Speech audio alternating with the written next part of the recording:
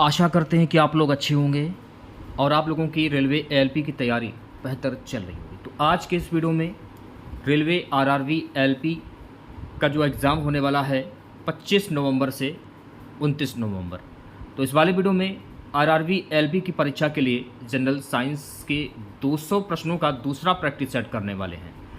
इससे पहले मैंने इसका पहला प्रैक्टिस सेट अपलोड कर दिया है, वो भी साइंस का वीडियो है, देखिएगा आप लोग। उस वीडियो का लिंक आपको इस वीडियो के डिस्क्रिप्शन में मिल जाएगा। प्लेलिस्ट भी मैंने बना दी, तो चैनल की प्लेलिस्ट में जाकर आप उस वीडियो को देख सकते हैं। तो इसमें देखिए हम लोग टोटल साइंस के 200 प्रश्न को कवर करने वाले हैं। तो वीडियो को अंत तक देखिएगा। जो भी नए बच्चे हैं, जिन लोगों ने अभी तक चैनल को सब्सक्राइब नहीं किया है, तो तुरंत चैनल को जरूर सब्सक्राइब करें। और जिन लोगों ने अभी तक हमारा टेलीग्राम चैनल और व्हाट्सएप ग्रुप ज्वाइन नहीं किया है, जल्दी से ज्वाइन कर लीजिए। लिंक आपको इस वीडियो के डिस्क्रिप्शन में मिल जाएगा। तो कल हम लोगों ने टोटल 100 क्वेश्चंस कवर किए थे। आज हम लोग कुल मिलाकर 200 प्रश्नों को कवर करेंगे। टोटल 200 प्रश्नों को देखने वाले हैं, ठीक है। तो हो सके इन सभी क्वेश्चंस के आंसर आप कमेंट बॉक्स में बताइए ज़रूर, और अपनी तैयारी को परख लीजिए एक बार, क्योंकि नेक्स्ट मंथ आप लोगों का जो एग्ज़ाम है एएलपी का, वो शुरू होने वाला है। तो पहला प्रश्न देखिएगा, प्रकाश तरंगों के वायु से कांच में जाने पर जो चर प्रभावित होते हैं वे क्या कहलाते हैं? तो मेरे प्यारे साथियों, तरंग दैर्घ्य और वेग कहलाते हैं। तो आंसर क्या हो जाएगा? Option number D answer correct हो जाएगा। अगला हमारा प्रश्न है कि जब प्रकाश एक माध्यम से दूसरे माध्यम में जाता है तो निम्न में से कौन सा एक अपरिवर्तित रहता है? तो कौन सा एक अपरिवर्तित रहता है? आवृत्ति। तो डी ऑप्शन जो है ये बिल्कुल सही हो जाएगा। अगला प्रश्न देखिएगा, निम्नांकित ऊर्जा रूपांतरणों में से किसके द्वारा प्रकाश संश्लेषण की क्रिया संपादित होती है? तो मेरे प्यारे साथियों, प्रकाश से रासायनिक ऊर्जा। आंसर क्या हो जाएगा? Option number A. Next question हमारा है कि प्रकाश सजावट तथा विज्ञापन के लिए विसर्जन नलिकाओं में प्रयुक्त होने वाली गैस कौन सी है? काफ़ी यूनिक क्वेश्चंस है, एक बार देख लीजिएगा आप लोग। नियॉन गैस, इसको क्या कहते हैं? नियॉन गैस कहते हैं। तो सही आंसर क्या हो जाएगा? Option number D.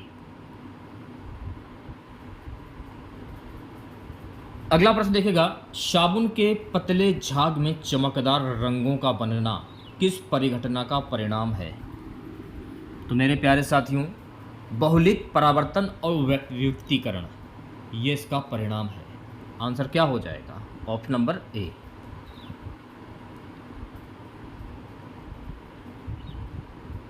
पूर्ण आंतरिक परावर्तन होता है जब प्रकाश जाता है। पूर्ण आंतरिक परावर्तन होता है जब प्रकाश जाता है, जब प्रकाश हीरे से कांच में जाता है। इस क्वेश्चन का सही जवाब हो जाएगा ऑप्शन नंबर ए। अगला प्रश्न हमारा है कि प्रकाश तंतु ऑप्टिकल फाइबर जिस सिद्धांत पर काम करता है वह है। इंपॉर्टेंट क्वेश्चन है, 5 स्टार लगा लीजिए, पेपर में आने वाला क्वेश्चंस। तो उसे हम कहते हैं पूर्ण अभ्यंतर या आंतरिक परावर्तन। आंसर क्या हो जाएगा? Option number A. Next question, तंतु प्रकाशिकी संचार में संकेत किस रूप में प्रभावित होता है? तंतु प्रकाशिकी संचार में संकेत किस रूप में प्रभावित होता है? तो मेरे प्यारे साथियों, प्रकाश तरंग के कारण प्रभावित होता है। इस क्वेश्चन का सही जवाब हो जाएगा ऑप्शन नंबर ए। अगला हमारा प्रश्न है, मरीजों के पेट के अंदर का परीक्षण करने हेतु डॉक्टरों द्वारा प्रयुक्त एंडोस्कोप निम्नलिखित में से किस सिद्धांत पर कार्य करता है? तो ये किस सिद्धांत पर कार्य करता है? प्रकाश का सकल आंतरिक परावर्तन किस सिद्धांत पर कार्य करता है? तो सही आंसर क्या हो जाएगा? Option number D. अगला हमारा प्रश्न है गाइस कि मृग मरीचिका का कारण क्या है? तो मृग मरीचिका का कारण क्या है? प्रकाश का पूर्ण आंतरिक परावर्तन। आंसर क्या हो जाएगा सही? ऑप्शन नंबर डी करेक्ट हो जाएगा। अगला प्रश्न, एक काटा हुआ हीरा क्यों जगमगाता? इसका कारण क्या है? तो एक हीरा एक काटा हुआ हीरा क्यों जगमगाता है? इसका कारण है पूर्ण आंतरिक परावर्तन के कारण। इस क्वेश्चन का सही जवाब हो जाएगा ऑप्शन नंबर सी। अगला प्रश्न देखेगा, उचित रीति से कटे हीरे की असाधारण चमक का आधारभूत कारण यह है कि उसका अति उच्च अपरिवर्तन सूचकांक होता है। उसका अति उच्च अपरिवर्तन सूचकांक होता है। तो इस क्वेश्चन का सही जवाब हो जाएगा ऑप्शन नंबर बी।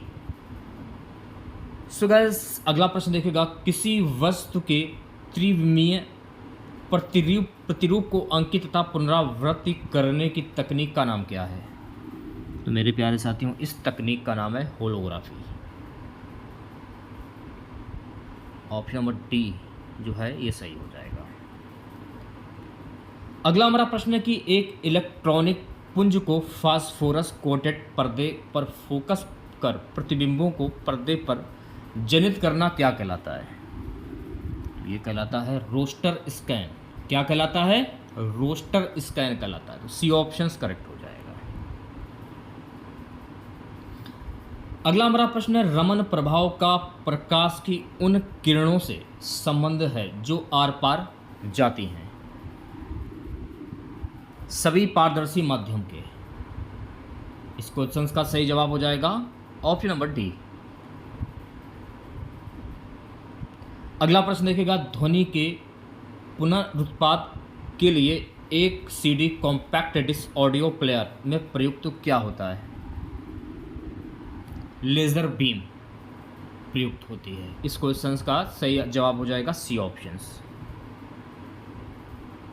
अगला प्रश्न देखेगा, दूरदर्शन के संकेत एक निश्चित दूरी के बाद नहीं मिल सकते क्योंकि पृथ्वी की सतह वक्राकार है।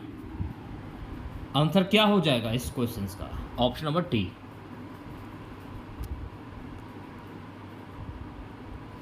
अगला हमारा प्रश्न है, दूरदर्शन प्रसारण में श्रव्य संकेतों का प्रेषण करने के लिए प्रयुक्त तकनीक क्या है? आवृत्ति मंडूलन। क्या है? आवृत्ति मंडूलन। इस क्वेश्चन का सही जवाब हो जाएगा ऑप्शन नंबर बी। अगला प्रश्न देखेगा, सो गाइस नेक्स्ट क्वेश्चन हमारा दृष्टि पटल रेटिना पर जो चित्र बनता है उसको क्या कहते हैं? वह वस्तु से छोटा होता है, वह उल्टा होता है। तो सही जवाब क्या हो जाएगा? सही जवाब हो जाएगा option number C. So guys next question हमारा है, क्या मुख्य कारण है कि एक आंख की अपेक्षा दो आंखों का होना अधिक उपयुक्त है? इस कारण से दूरी व गहराई का एहसास होता है। आंसर क्या हो जाएगा? ऑप्शन नंबर डी करेक्ट हो जाएगा। जिन बच्चों ने अभी तक वीडियो को लाइक नहीं किया है, सभी बच्चे वीडियो को लाइक करते हुए चलेंगे और एक बार वीडियो को शेयर भी कर दीजिए आप लोग। अगला प्रश्न क्या है कि किसी तारे का रंग क्या दर्शाता है? किसी तारे का रंग उसके ताप को दर्शाता है। क्या दर्शाता है? उसके ताप को दर्शाता है। तो आंसर क्या हो जाएगा? Option number B.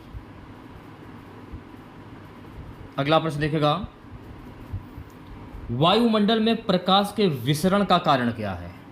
तो वायुमंडल में प्रकाश के विसरण का कारण है मेरे प्यारे साथियों धूलिकण। इसको क्या कहते हैं? इसको हम कहते हैं धूलिकण। तो आंसर क्या हो जाएगा? Option number B. प्रकाश का रंग निर्धारित होता है इसके आयाम से, तरंगदैर्घ्य से, तीव्रता से, आवेग से। प्रकाश का रंग जो है निर्धारित होता है तरंगदैर्घ्य से। इसको क्या कहते हैं? तरंगदैर्घ्य। तो ऑप्शन नंबर वी जो लोग बता रहे हैं वो सभी लोग बिल्कुल करेक्ट हो जाएंगे। नेक्स्ट क्वेश्चन देखेगा मेरे प्यारे साथियों, निम्न में से किस रंग का सबसे लंबा तरंगदैर्घ्य है? हरा, पीला, नीला या लाल? किस रंग का है? लाल रंग का है, यानी रेड। सही आंसर क्या हो जाएगा? Option number D.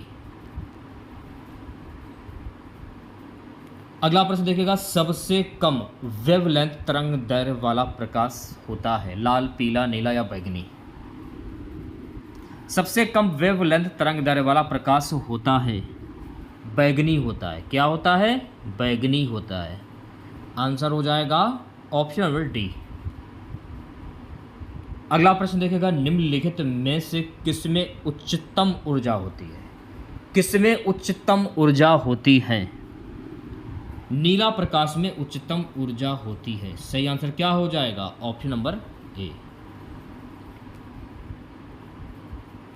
So next question देखेगा, हमें वास्तविक सूर्योदय से कुछ मिनट पूर्व ही सूर्य दिखाई देने का कारण क्या है?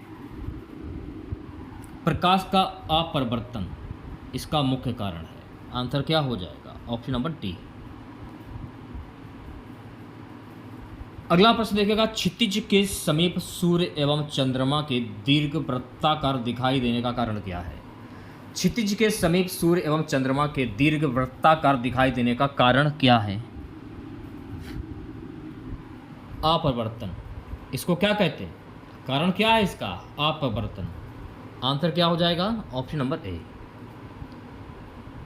चलिए बढ़ते हैं नेक्स्ट क्वेश्चंस की ओर। अगला प्रश्न देखेगा, सुबह नेक्स्ट क्वेश्चन हमारा, खतरे के संकेतों के लिए लाल प्रकाश का प्रयोग किया जाता है क्योंकि इसका प्रकीर्णन सबसे कम होता है।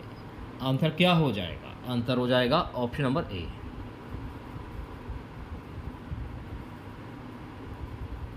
अगला हमारा प्रश्न है, आकाश नीला दिखाई देता है प्रकाश के किसके कारण? प्रकाश के प्रकीर्णन के कारण। आंसर क्या हो जाएगा? आंसर हो जाएगा ऑप्शन नंबर डी। अस्त होते समय सूर्य लाल दिखाई देता है, इसका कारण क्या है? अस्त होते समय सूर्य लाल दिखाई देता है, इसका कारण है मेरे प्यारे साथियों प्रकीर्णन के कारण। किसके कारण? प्रकीर्णन के कारण। आंसर क्या हो जाएगा? Option number B. चलिए बढ़ते हैं नेक्स्ट क्वेश्चन की ओर। अगला प्रश्न देखेगा, अंतरिक्ष यात्री को आकाश का रंग कैसा दिखाई देता है? अंतरिक्ष यात्री को आकाश का जो रंग है ना, काला दिखाई देता है। कैसा दिखाई देता है? काला दिखाई देता है। आंसर क्या हो जाएगा? C option. आकाश नीला लगता है, इसका कारण क्या है? लघु तरंग दीर्घ तरंगों की अपेक्षा वायुमंडल द्वारा अधिक प्रकीर्ण होती है। वी आंसर जो है ये बिल्कुल सही हो जाएगा। ठीक है, नेक्स्ट क्वेश्चन देखेगा सभी बच्चे, समुद्र नीला प्रतीत होता है, इसका कारण क्या है? तो मेरे प्यारे साथियों, समुद्र नीला प्रतीत इसलिए होता है, बी ऑप्शन जो है ये बिल्कुल सही हो जाएगा। ठीक है, आकाश के परावर्तन तथा जल के कणों के द्वारा प्रकाश के प्रकीर्णन के कारण। अगला प्रश्न, प्रसारी विश्व की संकल्पना किस पर आधारित है? तो ये आधारित है डॉपलर प्रभाव पर। आंसर क्या हो जाएगा इस क्वेश्चन का? Option number A. अगला प्रश्न देखेगा सभी बच्चे, कार में पीछे के यातायात के दृश्यावलोकन के लिए किस प्रकार के शीशे का प्रयोग होता है? तो मेरे प्यारे साथियों, उत्तल दर्पण का प्रयोग होता है। किस दर्पण का प्रयोग होता है? उत्तल दर्पण का प्रयोग होता है। अगला प्रश्न देखेगा, वाहनों में पृष्ठ दृष्टि दर्पण के रूप में किस दर्पण को प्रयोग में लाया जाता है? उत्तल दर्पण को प्रयोग में लाया जाता है। आंसर क्या हो जाएगा? ऑप्शन नंबर वी करेक्ट हो जाएगा। सो गाइस नेक्स्ट क्वेश्चन देखेगा, दाढ़ी बनाने के लिए काम में लेते हैं अवतल दर्पण, समतल दर्पण, उत्तल दर्पण, उपयुक्त में से कोई नहीं। दाढ़ी बनाने के लिए अवतल दर्पण को काम में लेते हैं, अवतल दर्पण को। आंसर क्या हो जाएगा? ऑप्शन नंबर ए करेक्ट हो जाएगा। सो गाइस नेक्स्ट क्वेश्चन देखिएगा, धूप से बचने के लिए छाते में रंग संयोजन निम्न में से कौन सा सबसे उचित है? ऊपरी उजला, नीचे काला। आंसर क्या हो जाएगा? ऑप्शन नंबर वी करेक्ट हो जाएगा।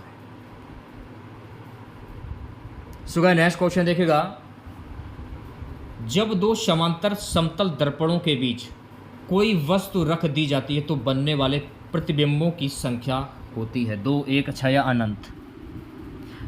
अनंत होती है। कितनी होती है? अनंत होती है। ऑप्शन नंबर डी जो है ये बिल्कुल करेक्ट हो जाएगा। ठीक है, नेक्स्ट क्वेश्चन देखेगा। अगला प्रश्न देखेगा, जब किसी दर्पण कोण से घूर्णित किया जाए तो परावर्तित किरण का घूर्णन क्या होगा? इस क्वेश्चन का सही जवाब हो जाएगा ऑप्शन नंबर डी। अगला प्रश्न क्या है गाइस कि इंद्रधनुष के रंगों का सही क्रम क्या है? नीला, हरा, पीला। आंसर क्या हो जाएगा? ऑप्शन नंबर डी, नीला, हरा, पीला। डी ऑप्शन जो है करेक्ट। सो गाइस नेक्स्ट क्वेश्चन हमारा है अधोलिखित में से कौन सा रंग इंद्रधनुष के मध्य में दिखाई देता है? नीला, हरा, लाल या पीला? हरा रंग दिखाई देता है। आंसर क्या हो जाएगा? Option number B. So guys next question हमारा है दोपहर के 12 बजे किस दिशा में इंद्रधनुष दिखाई देता है? दोपहर के 12 बजे किस दिशा में इंद्रधनुष दिखाई देता है? तो मेरे प्यारे साथियों यह नहीं देख सकते। आंसर क्या हो जाएगा? Option number D. चलिए बढ़ते हैं नेक्स्ट क्वेश्चन की ओर। अगला प्रश्न देखेगा सभी बच्चे। जल में वायु का बुलबुला जिसकी भांति व्यवहार करेगा वह है उत्तल दर्पण, उत्तल लेंस, अवतल दर्पण या अवतल लेंस? जल में वायु का बुलबुला जिसकी भांति व्यवहार करेगा वह है अवतल लेंस। सही आंसर हो जाएगा ऑप्शन नंबर डी। अगला हमारा प्रश्न है जल के अंदर वायु का बुलबुला व्यवहार करता है। जल के अंदर वायु का जो बुलबुला होता है ये व्यवहार करता है अपसारी लेंस जैसा। तो सी ऑप्शन जो है करेक्ट हो जाएगा। सो गाइस नेक्स्ट क्वेश्चन देखेगा दूरदृष्टि दोष निवारण के लिए काम में लेते हैं। तो दूरदृष्टि दोष निवारण के लिए कौन सा लेंस काम में लेते हैं? उत्तल लेंस काम में लेते हैं। सही आंसर क्या हो जाएगा? Option number C. अगला क्वेश्चन देखेगा निकट दृष्टि दोष दूर करने के लिए निम्नलिखित में से कौन सा लेंस उपयोग में लाया जाता है? इसे आप ये कह सकते हैं नतोत्तर कॉन्केव। तो इस क्वेश्चन का सही जवाब हो जाएगा ऑप्शन नंबर वी। अगला प्रश्न निकट दृष्टि दोष को ठीक किया जाता है। तो निकट दृष्टि दोष को कैसे ठीक किया जाता है? अवतल लेंस प्रयुक्त करके। तो इस क्वेश्चन का सही जवाब हो जाएगा ऑप्शन नंबर बी। चलिए बढ़ते हैं नेक्स्ट क्वेश्चन की ओर। अगला प्रश्न देखेगा जब एक व्यक्ति तीव्र प्रकाश क्षेत्र से अंधेरे कमरे में प्रवेश करता है तो उसे कुछ समय के लिए स्पष्ट दिखाई नहीं देता है, बाद में धीरे धीरे उसे चीज़ें दिखाई देने लगती हैं। इसका कारण क्या है? तो मेरे प्यारे साथियों इसका कारण है आँखों का अंधेरे के प्रति कुछ समय में अनुकूलित होना। तो ऑप्शन नंबर डी जो है करेक्ट हो जाएगा।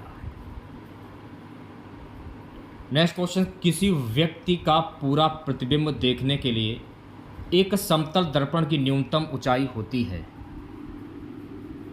व्यक्ति की ऊंचाई की आधी। सही आंसर क्या हो जाएगा? ऑप्शन नंबर वी करेक्ट हो जाएगा। ठीक है, चलिए बढ़ते हैं नेक्स्ट क्वेश्चन की ओर। पढ़ने में काम आने वाले ग्लासेस किस प्रकार के लेंस से बनते हैं? अवतल, उत्तल, साधारण, दोनों? ए और बी। उत्तल। सही आंसर क्या हो जाएगा? Option number B. अभी तक जिन बच्चों ने वीडियो को लाइक नहीं किया, जो भी नए बच्चे जुड़ रहे हैं चैनल के साथ में, सभी बच्चे वीडियो को लाइक करते हुए चलेंगे और शेयर भी कर देंगे। तो सभी बच्चे एक ग्रुप में इस वीडियो को शेयर करेंगे। शेयर कर दीजिए और हमारी मेहनत को सफल कीजिए। ठीक है, अगला प्रश्न देखेगा खोज बत्ती सर्च लाइट में दर्पण जो प्रयुक्त होता है वह है, इसे हम कहते हैं नतोत्तर दर्पण। आंसर क्या हो जाएगा इस क्वेश्चन का? Option number A. अगला प्रश्न स्पष्ट दृष्टि की न्यूनतम दूरी होती है सेंटीमीटर में। तो स्पष्ट दूरी की न्यूनतम दूरी कितनी होती है? 25। ऑप्शन नंबर ए जो है ये बिल्कुल करेक्ट हो जाएगा। ठीक है, नेक्स्ट क्वेश्चन देखेगा धूप के चश्मे की पावर होती है। तो धूप के चश्मे की पावर कितनी होती है? 0 डायोप्टर होती है। आंसर हो जाएगा option number A. Suga next question हमारा, आंख के रेटिना की परंपरागत कैमरे के निम्नलिखित में से किस भाग से तुलना की जा सकती है? क्वेश्चंस काफ़ी अच्छा है। फिल्म, ऑप्शन नंबर ए जो है ये सही हो जाएगा।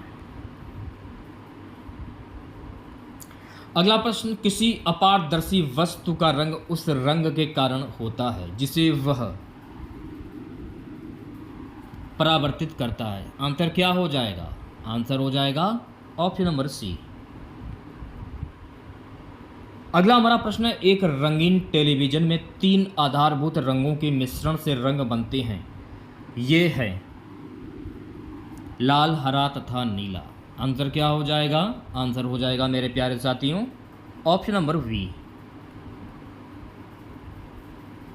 जब लाल, नीले तथा हरे प्रकाश का पुंज एक स्थान पर पड़ता है तब प्रकाश का रंग कैसा हो जाता है? बैगनी, लाल, पीला या सफ़ेद? सफ़ेद हो जाता है।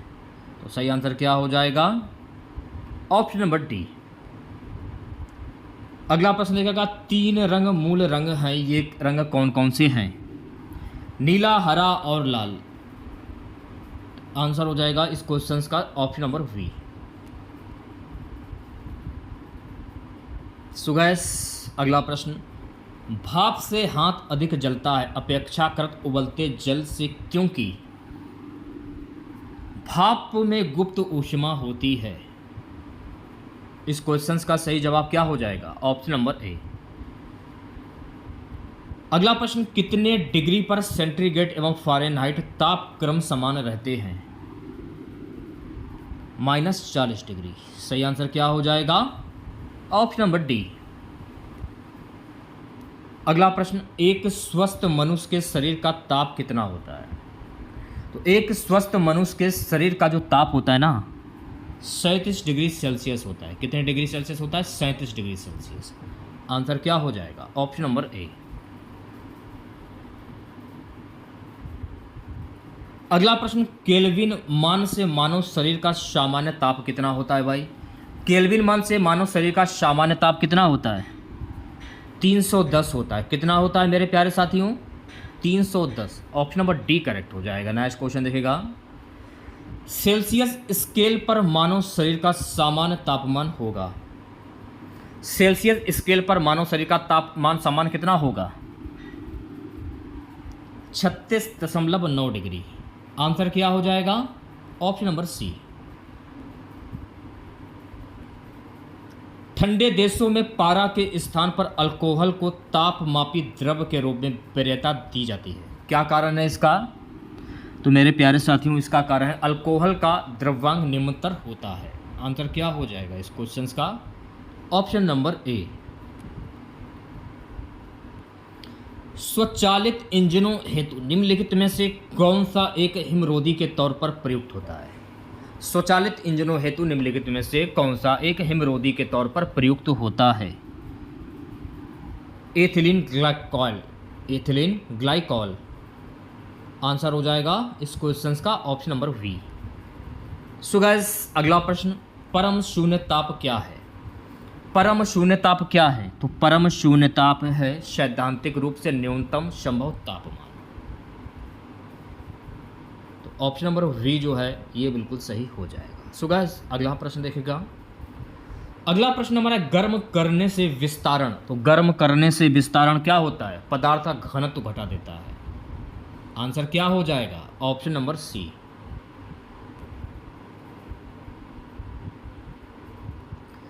जब बर्फ पिघलती है तब क्या होता है? तो जब बर्फ पिघलती है आयतन घटता है।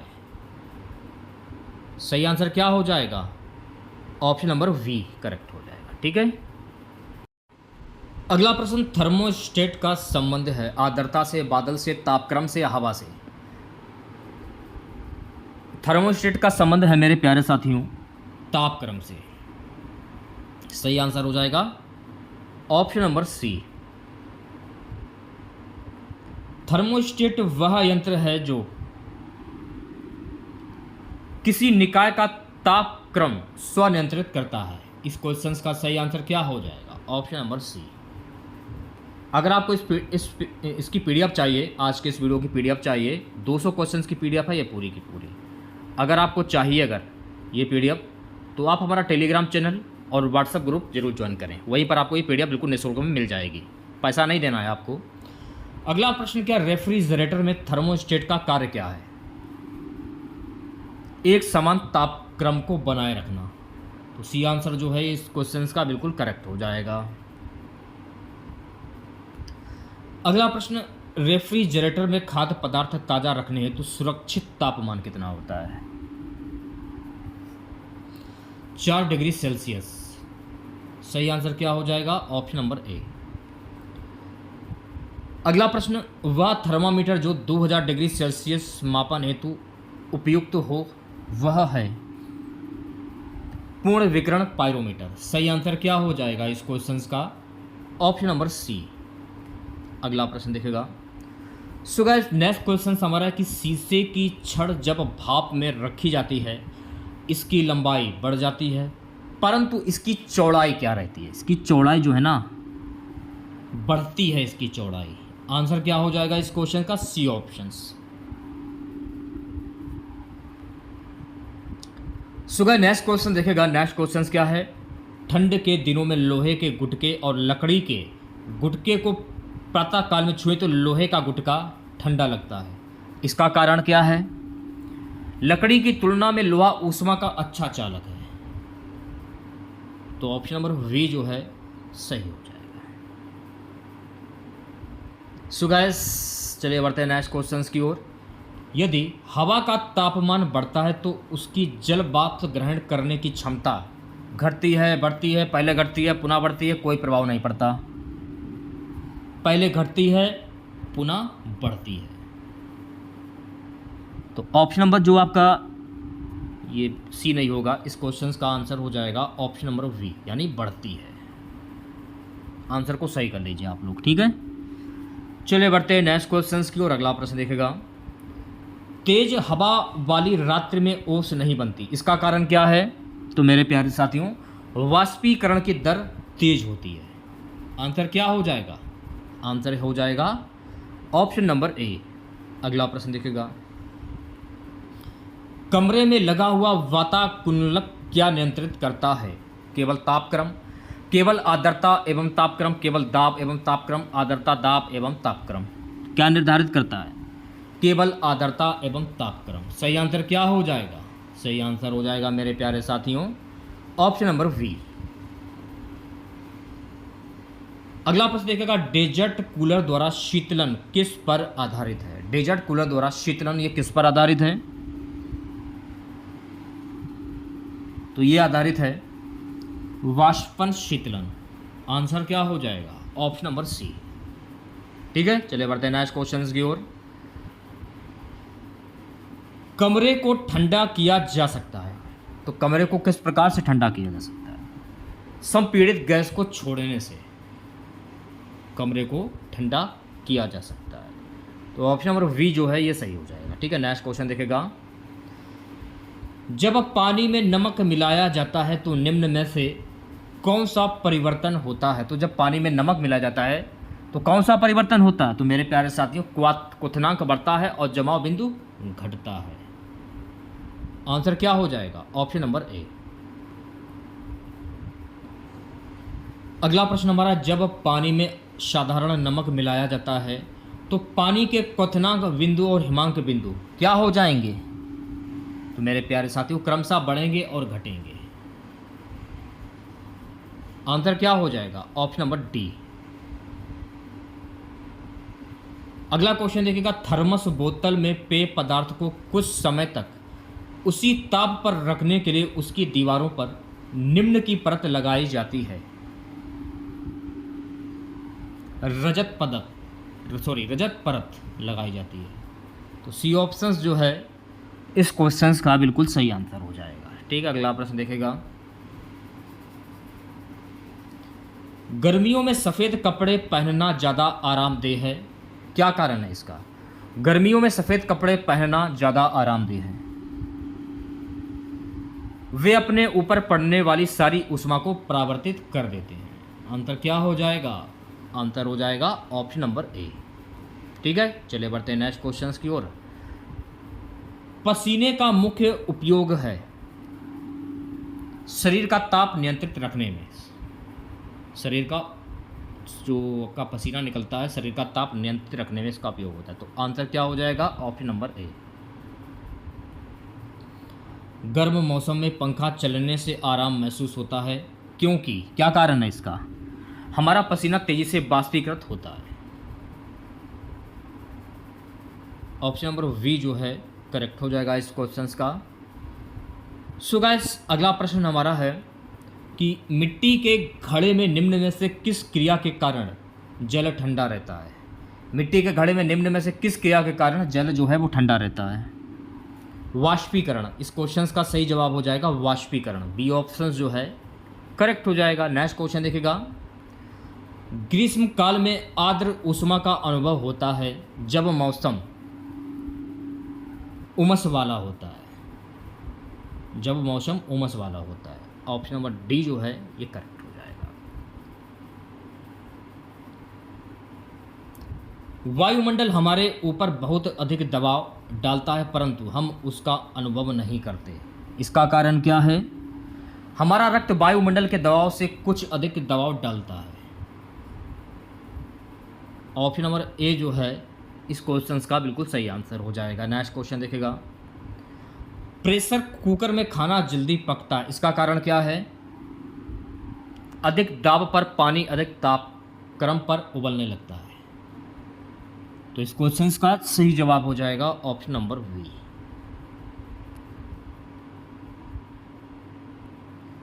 अगला हमारा प्रश्न, प्रेशर कुकर के अंदर का उच्चतम ताप निर्भर करेगा ऊपर के छेद का क्षेत्रफल व उस पर रखा गया वजन पर। सही आंसर हो जाएगा ऑप्शन नंबर ए। अगला प्रश्न देखिएगा। जब पानी को 0 डिग्री सेल्सियस से 10 डिग्री सेल्सियस तक गर्म किया जाता है तो इसका जो आयतन होता है पहले घटता है तब बढ़ता है। ऑप्शन नंबर डी जो है ये बिल्कुल करेक्ट हो जाएगा। ठीक है, नेक्स्ट क्वेश्चन देखिएगा सभी बच्चे। जब किसी बोतल में पानी भरा जाता है और उसे जमने दिया जाता है तो बोतल टूट जाती है, इसका कारण क्या है? पानी जमने पर फैलता है। तो इस क्वेश्चन का जो आंसर है वो हो जाएगा ऑप्शन नंबर ए। चलिए बढ़ते हैं नेक्स्ट क्वेश्चंस की ओर। सो गाइस, अगला प्रश्न देखेगा। प्रश्न हमारा है कि जल युक्त गिलास में तैरता हुआ बर्फ का टुकड़ा जब पिघलता है तो पानी का जो स्तर होता है ये वही रहेगा। तो आंसर क्या हो जाएगा? ऑप्शन नंबर सी जो है करेक्ट हो जाएगा। अगला प्रश्न, साफ मेघ रहित रातों की तुलना में मेघाच्छन्न रातें अपेक्षाकृत गर्म होती हैं, क्योंकि बादल पृथ्वी से छोड़ी गई ऊष्मा को परावर्तित करते हैं। आंसर क्या हो जाएगा? आंसर हो जाएगा ऑप्शन नंबर बी।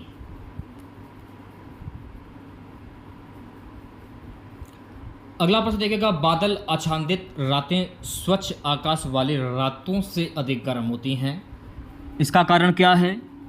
बादल पृथ्वी तथा हवा से ऊष्मा का विकिरण रोकते हैं। तो इस क्वेश्चन का सही जवाब हो जाएगा ऑप्शन नंबर ए।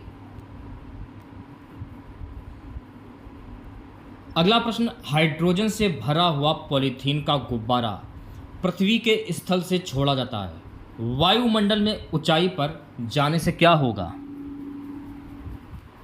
ऊंचाई से जाने से गुब्बारे के आमाप में वृद्धि होगी। आंसर क्या हो जाएगा? Option number C. सुबह नेक्स्ट क्वेश्चन हमारा, कमरे में रखे रेफ्रिजरेटर का दरवाजा खोलकर आप अंततः कमरे को थोड़ा गर्म कर सकते हैं। तो आंसर क्या हो जाएगा?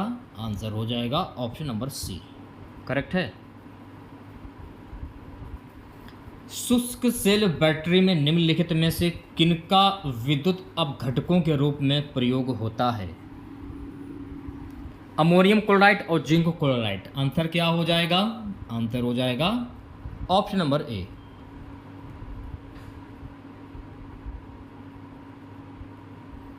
अगला हमारा प्रश्न है, दीर्घ रेडियो तरंगें पृथ्वी की किस सतह से परावर्तित होती हैं? आयन मंडल से यह परावर्तित होती हैं। तो जो भी बच्चे ऑप्शन नंबर वी बता रहे हैं वो बच्चे बिल्कुल सही हो जाएंगे। ठीक है, नेक्स्ट क्वेश्चन देखेगा। बेतार के तार का संपर्क पृथ्वी के धरातल को परावर्तित किया जाता है, किसके द्वारा?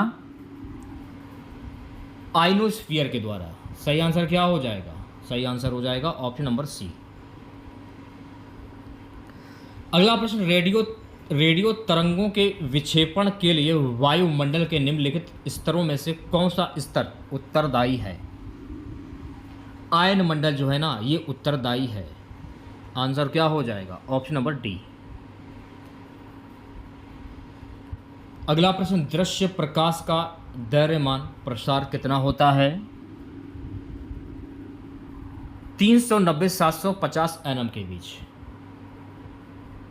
तो ऑप्शन नंबर डी जो है ये करेक्ट हो जाएगा। अगला प्रश्न देखिएगा, कौन सी तरंगें शून्य में संचरण नहीं कर सकती? कौन सी तरंगें शून्य में संचरण नहीं कर सकती? ध्वनि तरंग। कौन सी तरंग? ध्वनि तरंग। तो सी ऑप्शन करेक्ट हो जाएगा। नेक्स्ट क्वेश्चन देखेगा। अगला प्रश्न हमारा है कि दो उत्तरोत्तर सुरंग अथवा दो उत्तरोत्तर गर्त के बीच की दूरी को क्या कहते हैं? इंपॉर्टेंट क्वेश्चन से एक बार देख लीजिएगा आप लोग। इसको हम कहते हैं मेरे प्यारे साथियों तरंग दैर्घ्य। क्या कहते हैं? तरंग दैर्घ्य कहते हैं। तो वी ऑप्शन जो है ये बिल्कुल सही हो जाएगा। नेक्स्ट क्वेश्चन देखेगा। अगला हमारा प्रश्न, क्रिस्टल की संरचना जानने के लिए निम्न में से किसको प्रयोग में लाया जाता है? क्रिस्टल की संरचना जानने के लिए निम्न में से किसको प्रयोग में लाया जाता है? तो मेरे प्यारे साथियों एक्स किरणों को प्रयोग में लाया जाता है। तो बी ऑप्शन जो है ये बिल्कुल सही हो जाएगा। अगला प्रश्न, एक रडार जो शत्रु के वायुयान की उपस्थिति का पता लगाता है या प्रयोग करता है, इसको क्या कहते हैं? इसको हम कहते हैं रेडियो तरंगे। क्या कहते हैं? रेडियो तरंगे। ऑप्शन नंबर वी करेक्ट हो जाएगा। ठीक है, नेक्स्ट क्वेश्चन देखेगा। जब समताप मंडल में ओजोन का अवक्षय होता है तो पृथ्वी के धरातल पर पतित विकिरण की तरंग दैर्घ्य कितनी होती है? तो वी ऑप्शन जो है ये बिल्कुल करेक्ट हो जाएगा, 10⁻⁷ m। अगला प्रश्न देखेगा, निम्नलिखित में से किस एक प्रकार की तरंगों का प्रयोग रात्रि दृष्टि उपकरण में किया जाता है? रेडियो तरंग, सूक्ष्म तरंग, अवरक्त तरंग, इनमें से कोई नहीं। आंसर क्या हो जाएगा? अवरक्त तरंग। तो सी ऑप्शन जो है ये बिल्कुल सही हो जाएगा। सो गाइस नेक्स्ट क्वेश्चन देखेगा। आंतों के रोगों के निदान के निम्न किरणों का उपयोग किया जाता है? एक्स किरण। आंसर क्या हो जाएगा? Option number A. So guys next question देखेगा। क्वेश्चन हमारा सीटी स्कैन करने में प्रयोग में लाई जाती है। कौन सी किरण लाई जाती है प्रयोग करने में? एक्स किरण है। तो डी ऑप्शन जो है ये बिल्कुल करेक्ट हो जाएगा। ठीक है, नेक्स्ट क्वेश्चन देखेगा। अगला प्रश्न हमारा, ध्वनि का वेग अधिकतम होता है। तो ध्वनि का वेग अधिकतम किस में होता है? तो ध्वनि का जो वेग होता है वो धातु में होता है। किस में होता है? धातु में होता है। तो सी ऑप्शन जो है ये बिल्कुल सही हो जाएगा।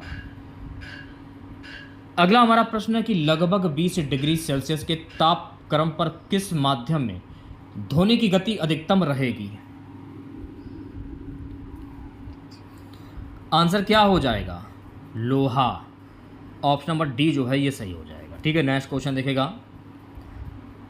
ध्वनि तरंगे जो होती हैं ये ठोस तथा गैस दोनों माध्यमों से चल सकती हैं। तो आंसर क्या हो जाएगा? Option number D. मैं आपको हर टाइप के क्वेश्चंस कराऊंगा साइंस के, तो बने रहिए आप लोग। म्यूजिक कंस्ट्रक्टर्स के लिए हॉल की दीवारों को क्या किया जाता है? ध्वनि का अवशोषण करना चाहिए। आंसर क्या हो जाएगा? Option number D. ठीक है, चलिए बढ़ते हैं नेक्स्ट क्वेश्चंस की ओर। स्पष्ट रूप से प्रतिध्वनि सुनने के लिए परावर्तित सतह और सुनने वाले के मध्य कम से कम दूरी जो होनी चाहिए वो दूरी कितनी होनी चाहिए? 16.5 मीटर। आंसर क्या हो जाएगा? Option number D. अगला प्रश्न, ध्वनि के स्रोत या परावर्ती सतह के बीच न्यूनतम कितनी दूरी होनी चाहिए जिससे कि प्रतिध्वनि स्पष्ट रूप से सुनाई दे सके? 16.5 मीटर। क्या आंसर हो जाएगा? आंसर क्या हो जाएगा? Option number D. सो गाइस, नेक्स्ट क्वेश्चन देखेगा, ध्वनि का वायु वेग में अनुमानित है। ध्वनि का वायु वेग में क्या अनुमानित है? 300 मीटर प्रति सेकेंड। तो सी ऑप्शन जो है ये बिल्कुल करेक्ट हो जाएगा। ठीक है, चलिए बढ़ते हैं नेक्स्ट क्वेश्चन की और। अगला क्वेश्चन देखेगा, चंद्रमा के धरातल पर दो व्यक्ति एक दूसरे की बात नहीं सुन सकते, इसका कारण क्या है? तो मेरे प्यारे साथियों, चंद्रमा पर वायुमंडल नहीं है, इसी के कारण। आंसर क्या हो जाएगा? Option number B. So guys, next question देखेगा। नेक्स्ट क्वेश्चन क्या है कि पराशब्द वे ध्वनियाँ हैं जिनकी आवृत्ति होती है। तो मेरे प्यारे साथियों, जिनकी आवृत्ति 20,000 हर्ट्ज से अधिक होती हैं वे पराशब्द ध्वनियाँ हैं। आंसर क्या हो जाएगा? Option number A. चलिए बढ़ते हैं नेक्स्ट क्वेश्चन की और। अगला प्रश्न देखेगा, एक जैव पद्धति जिसमें पराशब्द ध्वनि का उपयोग किया जाता है, इनको क्या कहते हैं? तो मेरे प्यारे साथियों, सोनोग्राफी कहते हैं। आंसर क्या हो जाएगा? Option number A. चलिए बढ़ते हैं नेक्स्ट क्वेश्चन की ओर। सो गाइस, नेक्स्ट क्वेश्चन हमारा है, चमगादड़ अंधेरी रातों में उड़ सकते हैं और अपना शिकार भी कर सकते हैं, इसका कारण क्या है? तो इसका कारण है मेरे प्यारे साथियों, वे पराध्वनि तरंगे निकालते हैं और उन्हीं के द्वारा निर्देशित होते हैं। आंसर क्या हो जाएगा? आंसर हो जाएगा option number D. Next question देखेगा, पराध्वनिक जेट की उड़ान के कारण क्या होता है? तो पराध्वनिक जेट की उड़ान के कारण क्या होता है? ओजोन लेयर में बाधा। सी ऑप्शन जो लोग बता रहे हैं वो सभी लोग बिल्कुल करेक्ट हो जाएंगे। अगला प्रश्न देखिएगा, डेसिबल इकाई का प्रयोग किया जाता है। तो डेसिबल इकाई का प्रयोग किस में किया जाता है? डेसिबल इकाई का जो प्रयोग है ना, ये किया जाता है ध्वनि की तीव्रता नापने में। तो बी ऑप्शन जो है ये बिल्कुल करेक्ट हो जाएगा। ठीक है, नेक्स्ट क्वेश्चन देखेगा। अगला प्रश्न हमारा, जब दो लोग आपस में बात करते हैं तब कितने डेसिबल ध्वनि उत्पन्न होती है? लगभग 30 डेसिबल। आंसर क्या हो जाएगा? Option number C. Next question देखेगा, विश्व स्वास्थ्य संगठन के अनुसार एक नगर के लिए सुरक्षित ध्वनि प्रदूषण स्तर के क्या है? 45 dB। आंसर क्या हो जाएगा? आंसर हो जाएगा option number A. Next question देखेगा, मनुष्य के लिए शोर की सह सीमा करीब करीब होती है। मनुष्य के लिए शोर की सह सीमा करीब करीब कितनी होती है? तो मेरे प्यारे साथियों, 85 डेसिबल होती है। कितनी होती है? 85 डेसिबल। ऑप्शन नंबर वी जो है ये सही हो जाएगा। ठीक है, नेक्स्ट क्वेश्चन देखेगा, मनुष्यों के लिए मानक ध्वनि स्तर क्या है? तो मनुष्यों के लिए मानक ध्वनि स्तर है 60 dB। आंसर क्या हो जाएगा? Option number B. चलिए बढ़ते हैं नेक्स्ट क्वेश्चन की ओर। जब सितार और बांसुरी पर एक ही स्वर बजाया जाए तो उनसे उत्पन्न ध्वनि का वेग निम्नलिखित में से अंतर के कारण किया जाता है। केवल ध्वनि गुणता, क्वालिटी से हम बोलते हैं। आंसर क्या हो जाएगा? Option number C. So guys, next question हमारा है, निम्न में से किसकी तरंग लंबाई सबसे अधिक होती है? इंफ्रारेड, एक्स किरणें, दृष्टिगोचर प्रकाश, रेडियो तरंगें। निम्न में से किसकी तरंग लंबाई सबसे अधिक होती है? रेडियो तरंगों की। किसकी होती है? रेडियो तरंगों की। तो ऑप्शन नंबर डी जो है ये करेक्ट हो जाएगा। देखिए, क्वेश्चन जो थोड़े से धुंधले, आप वीडियो की क्वालिटी बढ़ा लीजिए। अगला प्रश्न देखेगा सभी बच्चे, एक टीवी सेट को चलाने के लिए निम्नलिखित में से किस एक का टीवी रिमोट नियंत्रण इकाई द्वारा प्रयोग किया जाता है? तो ये प्रयोग किया जाता है रेडियो तरंगों के द्वारा। किसके द्वारा? रेडियो तरंगों के द्वारा। टी ऑप्शन जो है ये सही हो जाएगा। नेक्स्ट क्वेश्चन हमारा, टेलीविजन ग्राही के दूरस्थ नियंत्रण में किस प्रकार के वैद्युत चुंबकीय विकिरण प्रयोग में लाई जाती है? अवरक्त। सी ऑप्शन जो है ये बिल्कुल करेक्ट हो जाएगा। ठीक है, नेक्स्ट क्वेश्चन हमारा है, दूरदर्शन प्रसारण में चित्र संदेशों का संचरण किसके द्वारा होता है? आयाम मांडुलन के द्वारा होता है। किसके द्वारा होता है? आयाम मांडुलन के द्वारा। तो आंसर क्या हो जाएगा? Option number A. 1 किलोवाट घंटा का मान क्या होता है? 5 स्टार लगा लीजिए, पेपर में छपने वाला क्वेश्चन। आंसर क्या हो जाएगा? Option number A. 3.6 इंटू 10⁻6 जी। ये ऑप्शन जो है ये सही हो जाएगा। नेक्स्ट क्वेश्चन देखेगा, डायनेमो जिसे बिजली उत्पादन हेतु तो कथित रूप से प्रयोग में लाते हैं वह वास्तव में क्या होते हैं? ऊर्जा का परिवर्तक होता है। तो सी ऑप्शन जो है ये बिल्कुल करेक्ट हो जाएगा। नेक्स्ट क्वेश्चन देखिएगा, डायनेमो परावर्तित करता है। डायनेमो परावर्तित करता है यांत्रिक ऊर्जा को विद्युत ऊर्जा में परावर्तित करता है। इंपॉर्टेंट क्वेश्चन, 5 स्टार लगा लीजिए इस पर भी। तो सी ऑप्शन करेक्ट हो जाएगा। नेक्स्ट क्वेश्चन देखेगा, डायनेमो का कार्य क्या है भाई? डायनेमो का कार्य क्या होता है? यांत्रिक ऊर्जा को विद्युत ऊर्जा में बदलना। ये भी इंपॉर्टेंट क्वेश्चन, एक बार देख लीजिएगा आप लोग। तो सी ऑप्शन जो है ये सही हो जाएगा। अगला हमारा प्रश्न है कि टरबाइन व डायनेमो से बिजली प्राप्त करने में किस ऊर्जा को विद्युत ऊर्जा में परावर्तित करते हैं? मैकेनिकल ऊर्जा। सी ऑप्शन जो है ये बिल्कुल करेक्ट हो जाएगा। सो गाइस नेक्स्ट क्वेश्चन देखिएगा, जब वैद्युत ऊर्जा गति में परावर्तित होती है तब क्या होता है भाई? जब वैद्युत ऊर्जा गति में परावर्तित होती है तब क्या होता है? ऊष्मा की कोई हानि नहीं होती है। आंसर क्या हो जाएगा? Option number A. जिन बच्चों ने अभी तक वीडियो को लाइक नहीं किया है यार, क्या कर रहे हैं आप लोग? वीडियो को लाइक कीजिए, शेयर कीजिए ज़्यादा से ज़्यादा। सिर्फ एक ग्रुप में शेयर कर दी, एक बच्चा एक ग्रुप में शेयर करेगा। अगला प्रश्न क्या है, विद्युत ऊर्जा को यांत्रिक ऊर्जा में बदलने वाली युक्ति क्या है? प्रश्न इंपॉर्टेंट है, एक बार देख लीजिएगा आप लोग। 5 स्टार लगा लीजिए इस प्रश्न पर। इसे हम कहते हैं विद्युत मोटर। क्या कहते हैं? विद्युत मोटर कहते हैं। तो सी ऑप्शन जो है सही हो जाएगा। क्रम वोल्टेज पर कार्य करने पर विद्युत मोटर प्राय जल जाते हैं, इसका कारण क्या है?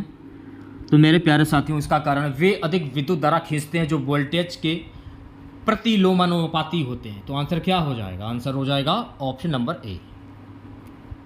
चलिए बढ़ते हैं नेक्स्ट क्वेश्चन की ओर। अगला प्रश्न देखिएगा, टंगस्टन धातु की खोज टार्वन बर्गमैन ने कब की थी? इंपॉर्टेंट क्वेश्चन से 5 स्टार लगा लीजिए। वर्ष 1781 में की थी। तो आंसर क्या हो जाएगा? ऑप्शन नंबर वी करेक्ट हो जाएगा। नेक्स्ट क्वेश्चन, जलते हुए विद्युत बल्ब के तंतु का ताप सामान्यता कितना होता है? इंपॉर्टेंट क्वेश्चन है, इस पर भी 5 स्टार लगा सकते हैं आप लोग। कितना होता है? 2000 डिग्री सेल्सियस से 25,000 डिग्री सेल्सियस। तो सी ऑप्शंस जो है ये बिल्कुल करेक्ट हो जाएगा। ठीक है, चलिए बढ़ते हैं नेक्स्ट क्वेश्चन की और अगला क्वेश्चन देखेगा। अगला हमारा प्रश्न है, बिजली के बल्ब का जो तंतु होता है ये किसका बना होता है? तो बिजली के बल्ब का जो तंतु होता है ना, ये बना होता है टंगस्टन का। किसका बना होता है? टंगस्टन का बना होता है। तो ऑप्शन नंबर डी जो है ये करेक्ट हो जाएगा। चलिए बढ़ते हैं नेक्स्ट क्वेश्चन की ओर। 3 पिन बिजली के प्लग में सबसे लंबी पिन को जोड़ना चाहिए आधार सिरे से। सही आंसर क्या हो जाएगा? Option number A. ठीक है, नेक्स्ट क्वेश्चन देखिएगा सभी बच्चे। विद्युत उपकरणों में अर्थ का उपयोग होता है। तो विद्युत उपकरणों में अर्थ का उपयोग क्या होता है? सुरक्षा के लिए। किस लिए? सुरक्षा के लिए। आंसर क्या हो जाएगा? Option number C. अगला हमारा प्रश्न है कि सर्वाधिक विद्युत चालकता वाला तत्व क्या है? तो सर्वाधिक विद्युत चालकता वाला तत्व क्या है? चांदी। आंसर क्या हो जाएगा? आंसर हो जाएगा option number A. Next question हमारा, निम्न में से कौन सा विद्युत का सबसे अच्छा सुचालक है? विद्युत का सबसे अच्छा सुचालक क्या है? तांबा। क्या है? तांबा। ऑप्शन नंबर वी जो है ये बिल्कुल करेक्ट हो जाएगा। ठीक है, नेक्स्ट क्वेश्चन देखिएगा सभी बच्चे। फ्यूज का सिद्धांत है विद्युत का ऊष्मीय प्रभाव। ये फ्यूज का सिद्धांत हो जाएगा। तो सी ऑप्शन जो है ये बिल्कुल सही हो जाएगा।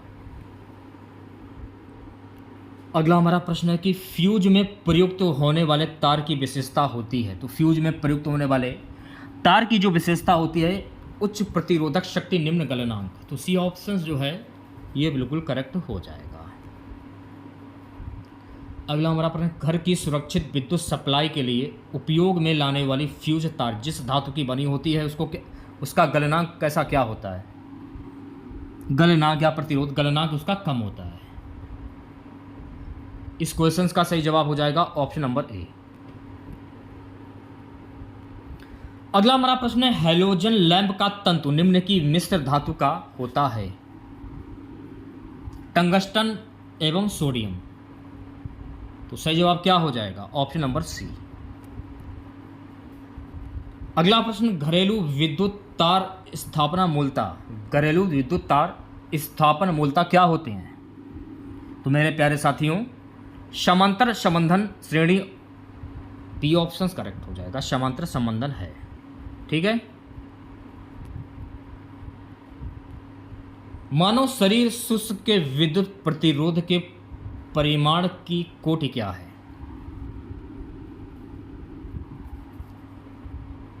सी ऑप्शन जो है ये बिल्कुल सही हो जाएगा। ठीक है, 10⁻6 ओम। सामान्य ट्यूब लाइट में कौन सी गैस होती है? इंपॉर्टेंट क्वेश्चन है, 5 स्टार लगा लीजिए। ऑर्गन के साथ मर्क्यूरी वेपर। आंसर क्या हो जाएगा? ऑप्शन नंबर सी।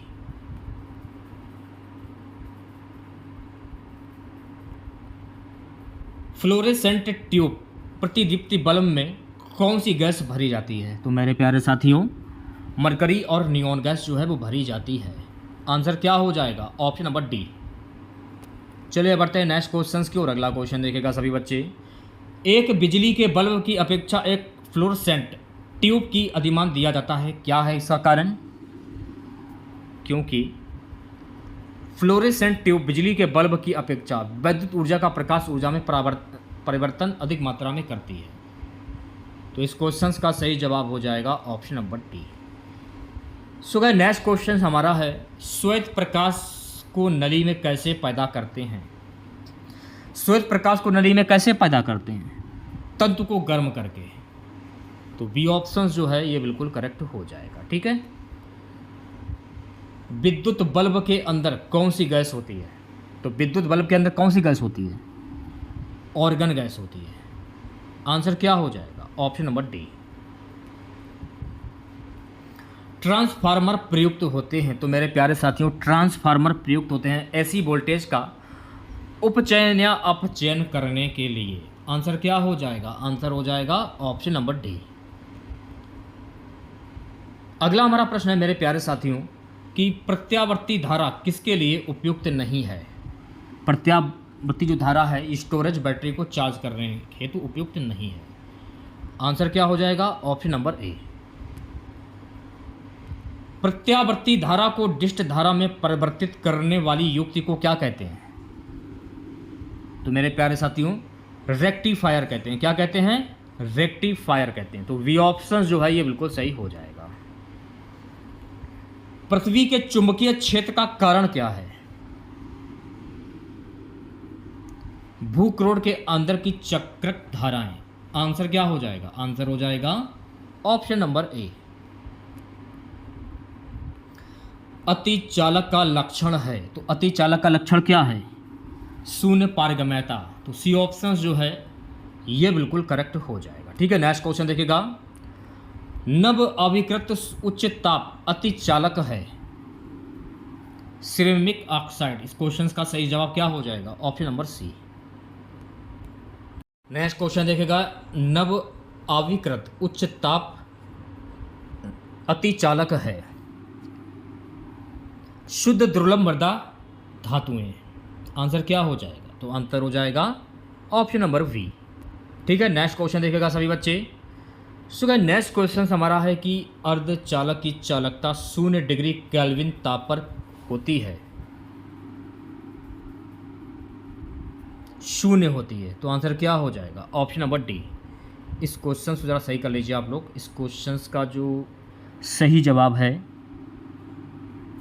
सॉरी दोस्तों, हाँ ये वाला क्वेश्चन मैं बात कर रहा था। इस क्वेश्चन का सही जवाब हो जाएगा डी ऑप्शन करेक्ट हो जाएगा, शून्य। और अर्धचालक की चालकता 0 डिग्री केल्विन ताप पर होती है, तो ये तो उसका तो शून्य हो जाएगा। और परम शून्य तापमान पर अर्धचालकों में विद्युत प्रतिरोध हो जाता है, इसका संपूर्ण अनंत। आंसर क्या हो जाएगा? Option number A. अगला हमारा प्रश्न है, निम्न में से कौन सी धातु अर्धचालक की तरह ट्रांजिस्टर में प्रयोग होती है? जर्मेनियम। आंसर क्या हो जाएगा? ऑप्शन नंबर वी करेक्ट हो जाएगा। ठीक है, अगला प्रश्न देखिएगा सभी बच्चे, साइक्लोट्रॉन किसको त्वरित करने के लिए प्रयुक्त किया जाता है? प्रोटॉन। आंसर क्या हो जाएगा? आंसर हो जाएगा ऑप्शन नंबर वी। पेय जल में गामा उत्सर्जक समस्थानिक है या नहीं, इसकी पुष्टि निम्नलिखित में से किससे की जा सकती है? इसकी जो पुष्टि है ना, प्रस्फुरण गणक से की जा सकती है। तो आंसर क्या हो जाएगा? आंसर हो जाएगा ऑप्शन नंबर सी।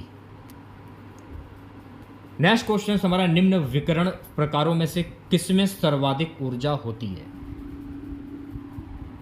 एक्सरे। इस क्वेश्चन का सही जवाब हो जाएगा एक्सरे। तो वी ऑप्शन जो है ये बिल्कुल सही हो जाएगा। सो गाइस, नेक्स्ट क्वेश्चन हमारा कि सूर्य पर ऊर्जा का निर्माण होता है, तो सूर्य पर ऊर्जा का जो निर्माण होता है नाभिकीय संलयन के द्वारा होता है। किसके द्वारा होता है? नाभिकीय संलयन के द्वारा। आंसर क्या हो जाएगा? Option number B. तारे अपनी ऊर्जा निम्न में से किस प्रकार प्राप्त करते हैं? नाभिकीय संयोजन के फलस्वरूप। आंसर क्या हो जाएगा? आंसर हो जाएगा ऑप्शन नंबर ए। बात करेंगे नेक्स्ट क्वेश्चंस की, सितारों में अक्षय ऊर्जा के स्रोत का कारण क्या है? सितारों में अक्षय ऊर्जा का स्रोत का कारण है हाइड्रोजन का हीलियम में परिवर्तन। आंसर क्या हो जाएगा? आंसर हो जाएगा option number A. So guys, next question देखेगा, एक कृत्रिम उपग्रह में विद्युत ऊर्जा का स्रोत क्या होता है? एक कृत्रिम उपग्रह में विद्युत ऊर्जा का स्रोत क्या होता है? सौर सेलें। ऑप्शन नंबर ए जो है ये बिल्कुल करेक्ट हो जाएगा। परमाणु रिएक्टर क्या है? तो परमाणु रिएक्टर क्या है? परमाणु रिएक्टर आणविक भट्टी है। आंसर क्या हो जाएगा? आंसर हो जाएगा ऑप्शन नंबर डी। अगला हमारा प्रश्न देखेगा, नाभिकीय रिएक्टर और परमाणु बम में यह अंतर है कि नाभिकीय रिएक्टर में श्रृंखला अभिक्रिया नियंत्रित होती है। तो आंसर क्या हो जाएगा? तो मेरे प्यारे साथियों, आंसर हो जाएगा ऑप्शन नंबर वी। ठीक है, चलिए बढ़ते हैं नेक्स्ट क्वेश्चन की ओर। नेक्स्ट क्वेश्चन हमारा कोबाल्ट 60 आमतौर पर विकिरण चिकित्सा में प्रयुक्त होता है क्योंकि यह उत्सर्जित करता है गामा किरणें, ये उत्सर्जित करता है। तो सी ऑप्शन जो है ये बिल्कुल सही हो जाएगा। अगला हमारा प्रश्न है, भारत में प्रचुर मात्रा में उपलब्ध महत्वपूर्ण नाभिकीय ईंधन है। भारत में प्रचुर मात्रा में उपलब्ध महत्वपूर्ण नाभिकीय ईंधन क्या है? थोरियम। आंसर क्या हो जाएगा? आंसर हो जाएगा ऑप्शन नंबर वी। एक रेडियोधर्मी तत्व जिसके भारतवर्ष में बड़े भंडार पाए जाते हैं। थोरियम, इसको क्या कहते हैं? इसको हम कहते हैं थोरियम। आंसर क्या हो जाएगा? आंसर हो जाएगा option number C. So guys, next question देखेगा, निम्नलिखित में से कौन सा तत्व परमाणु ईंधन की श्रेणी में नहीं आता है? कौन सा तत्व परमाणु ईंधन की श्रेणी में नहीं आता है? तो मेरे प्यारे साथियों, कैडमियम। आंसर क्या हो जाएगा? आंसर हो जाएगा option number A.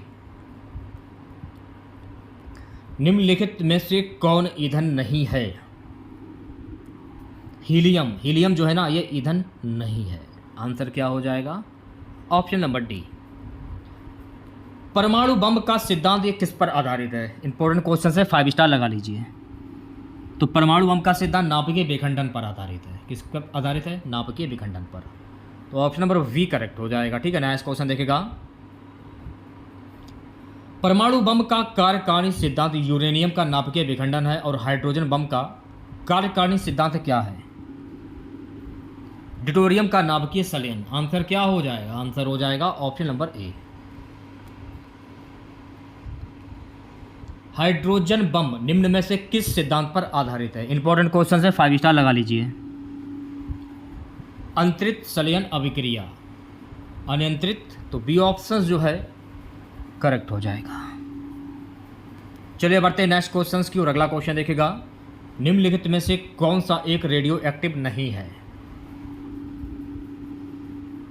Zirconium. Answer क्या हो जाएगा? आंसर हो जाएगा ऑप्शन नंबर डी। विद्युत उत्पन्न करने के लिए कौन सी धातु का उपयोग होता है? तो विद्युत उत्पन्न करने के लिए किस धातु का उपयोग होता है? यूरेनियम धातु का उपयोग होता है। तो आंसर क्या हो जाएगा? Option number A. Next question, रेडियोधर्मी पदार्थ उत्सर्जित करता है। तो रेडियोधर्मी पदार्थ किस चीज़ को उत्सर्जित करता है? अल्फा कण को भी, बीटा कण को भी, गामा किरण को भी। तो आंसर क्या हो जाएगा? आंसर हो जाएगा ऑप्शन नंबर डी। अगर चालू नाभिकीय रिएक्टर में कंट्रोल छड़ों का उपयोग नहीं किया जाए तो क्या होगा? चयन प्रक्रिया सीमा से बाहर चली जाएगी। वी ऑप्शंस करेक्ट हो जाएगा इस क्वेश्चंस का। अगला हमारा प्रश्न है, भारत का प्रथम परमाणु संयंत्र निम्न में से कौन है? तो भारत का प्रथम परमाणु संयंत्र है तारापुर। कौन सा है? तारापुर। आंसर क्या हो जाएगा? ऑप्शन नंबर सी। भारत का प्रथम परमाणु ऊर्जा केंद्र कौन सा है? तो भारत का प्रथम परमाणु ऊर्जा केंद्र तारापुर परमाणु ऊर्जा केंद्र। ऑप्शन नंबर वे करेक्ट हो जाएगा। ठीक है, चलिए बढ़ते हैं नेक्स्ट क्वेश्चन की ओर। ध्रुव पूर्णिमा तथा साइरस में क्या संबंध है? ये भारतीय शोध रिएक्टर है। आंसर क्या हो जाएगा? Option number A. कलपक्कम प्रसिद्ध है। तो कलपक्कम क्यों प्रसिद्ध है? परमाणु शक्ति संयंत्र के कारण। तो ऑप्शन नंबर ए जो है ये बिल्कुल करेक्ट हो जाएगा। नेक्स्ट क्वेश्चन देखेगा सभी बच्चे। अगला हमारा प्रश्न है, इंदिरा गांधी आणविक अनुसंधान केंद्र ये कहाँ पर स्थित है? तो मेरे प्यारे साथियों, ये उत्तर प्रदेश में स्थित है। आंसर क्या हो जाएगा? ऑप्शन नंबर सी। भारत का निम्नलिखित में से कौन सा परमाणु संयंत्र 4 भूकंपीय पेटी में अवस्थित है? नरोरा। सी ऑप्शन जो है ये बिल्कुल करेक्ट हो जाएगा। ठीक है, अगला प्रश्न देखिएगा सभी बच्चे। कलपक्कम के फास्ट ब्रीडर टेस्ट रिएक्टर प्रयुक्त ईंधन है प्लूटोनियम। आंसर क्या हो जाएगा? Option number C. अगला प्रश्न देखिएगा, कलपक्कम के फर्स्ट ब्रीडर रिएक्टर में कौन सा शीतलक प्रयोग में लाया जाता है? तो मेरे प्यारे साथियों, द्रवित सोडियम लाया जाता है। आंसर क्या हो जाएगा? आंसर हो जाएगा option number D. Last question रहेगा आज की क्लास का, एक नाभिकीय रिएक्टर में भारी जल का क्या कार्य होता है? सभी क्वेश्चन इंपॉर्टेंट थे जो मैंने आपको कराए हैं। न्यूट्रॉन की गति को कम करना। आंसर क्या हो जाएगा? Option number A. तो टोटल 200 प्रश्न जो है मैंने आपको कंप्लीट करा दिए हैं। अगर आपको इसकी पीडीएफ चाहिए तो आप हमारा टेलीग्राम चैनल और व्हाट्सएप ग्रुप चैनल जरूर ज्वाइन करें। लिंक आपको वीडियो के डिस्क्रिप्शन में मिल जाएगा, क्योंकि पीडीएफ आपको वहीं पर मिलेगी, कहीं पर नहीं मिलेगी। व्हाट्सएप ग्रुप जरूर ज्वाइन करें आप लोग, ज़्यादा से ज़्यादा सपोर्ट करें हमें और वीडियो को ज़्यादा से ज़्यादा लाइक करें। चैनल पर नए हैं, चैनल को सब्सक्राइब नहीं किया तो तुरंत चैनल को सब्सक्राइब करें और नोटिफिकेशन बेल ऑन करना ना भूलें। मिलता है नेक्स्ट वीडियो के साथ। जय हिंद, जय भारत।